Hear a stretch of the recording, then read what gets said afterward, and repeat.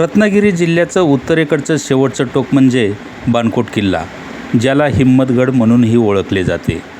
सावित्री नदीच्या दक्षिण तीरावर खाडीच्या मुखाशी असलेल्या टेकडीवर बाणकोटचा किल्ला असून ऐतिहासिक आणि भौगोलिकदृष्ट्या अत्यंत मोक्याच्या ठिकाणी आहे. ब्रिटिश काळात जलवाहतुकीच्या दृष्टीने बाणकोट किल्ला व खाडीला खूप महत्त्व होते. हा किल्ला अत्यंत प्राचीन आहे. असे मानले जाते की हा किल्ला सुरुवातीला कोळी राजांच्या ताब्यात होता. या किल्ल्यावर कालांतराने आदिलशाही, पोर्तुगीज, मराठा आणि शेवटी इंग्रजांची सत्ता होती. किल्ल्याची तटबंदी आजही भक्कम असून किल्ल्याच्या आतमध्ये जाण्यासाठी चिलखती बुरुजाची रचना करण्यात आली आहे. किल्ल्याच्या मुख्य महादरवाजावर कमळाच्या फुलांचे आणि इतर काही मराठा स्थापत्य शैलीतील नक्षीकाम आजही स्पष्टपणे दिसते. किल्ल्याच्या प्रवेशद्वारातून आत प्रवेश केल्यावर दोन्ही बाजूला पहारेकऱ्यांच्या देवड्या आहेत.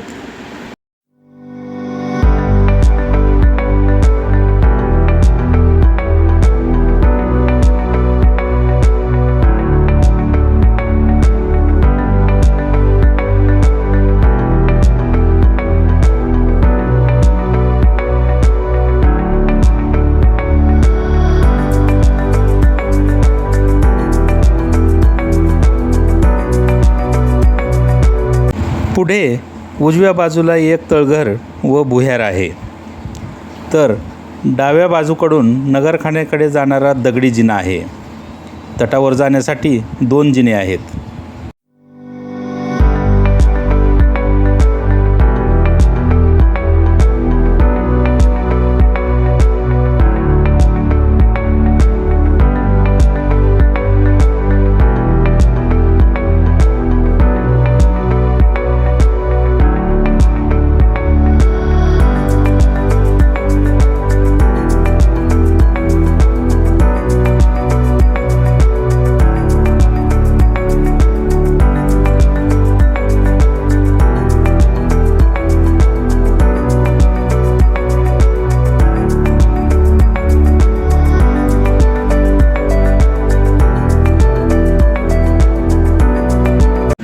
बाणकोटचा किल्ला आकाराने लहान असला तरी त्याची तटबंदी आजही मजबूत स्थितीत आहे.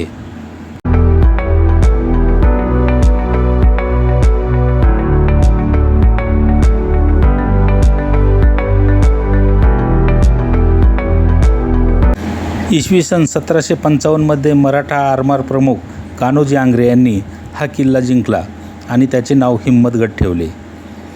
इंग्रजांनी कोकणात जिंकलेला पहिला किल्ला मानला जातो, ज्याचे नाव त्यांनी फोर्ट व्हिक्टोरिया असे ठेवले.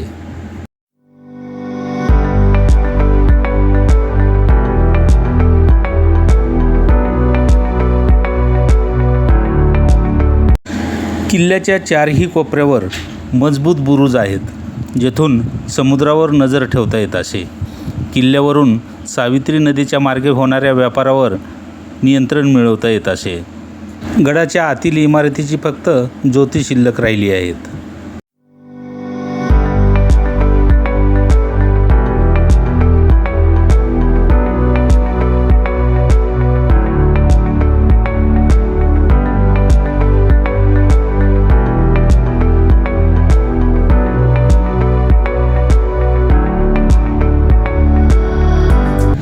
बाणकोटचा हा किल्ला इतिहासाच्या पाऊलखुणा जपणारा आणि निसर्गाचे वरदान लाभलेला एक शांत किल्ला आहे.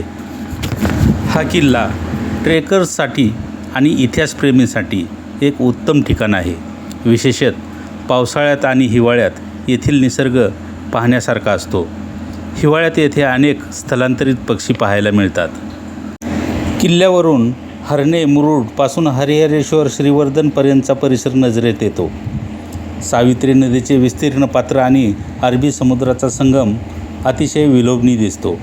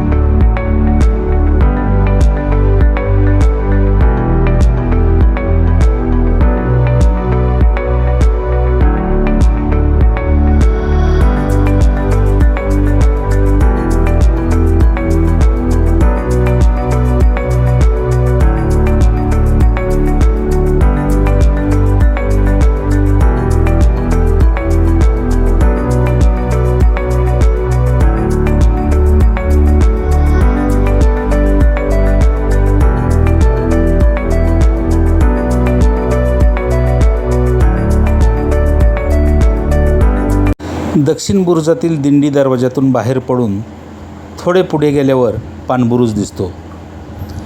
पूर्वी किल्ल्याच्या तटबंदीलगत खंदक होता, पण आता हे खंदक बुजलेला दिसतो.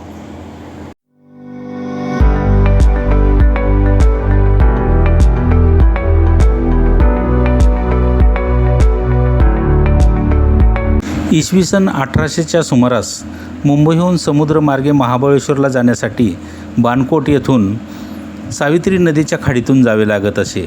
या मार्गाने ऑर्थर मॅलेट मुंबईहून महाबळेश्वरला जात असताना त्यांची 25 वर्षाची पत्नी सोफिया व तानी मुलगी ॲलेन व्हेरिएट यांना घेऊन जाणारी बोट 13 खलाशासह बाणकोट खाडीत बुडाली.